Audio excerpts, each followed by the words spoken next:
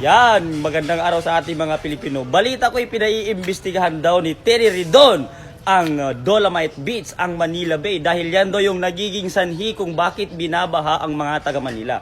Akala ko ay si Abante lang po yung utak hipon. Hindi pala, pati rin pala itong si Terry Ridon ay utak hipon din. Biruin mo, ipaiimbestigahan daw niya itong Dolomite Beach o ang Manila Bay na pinalinis ng dating administrasyon. Kasi yan daw yung nagiging sanhi kung bakit binabaha yung mga taga Manila. Pagka bobo-bobo mo naman pala, Terry Ridon. Huwag mong sisihin yung Manila Bay na nilinis ng dating administrasyon na napakabulok dati diyan sa kapalpakan ninyo. Ang sisihin, ang sabihin mo, kaya binabaha yung mga Pilipino ay dahil hinati-hati ninyo at pinagnanakaw ninyo yung budget ng flood control project, hindi yung Dolomite Beach ang sinisisi yung mga kongresista kayo. Hanggang ngayon, hindi pa rin kayo nakukulong na alam naman ng taong bayan na kayo rin ang nakinabang at naghati-hati doon sa pera ng budget ng flood control project ngayong 2025. Ngayon, ang lakas ng loob mong paiimbestigahan mo itong Dolomite Beach. Bakit? Isasangkot na naman dyan ang Duterte. Ito, nakakapagtaka ito sa dating administrasyon. Puro niyo sinisisi sa dating administrasyon ang kapalpakan ninyong mga bobo kayo, mga congressman kayo.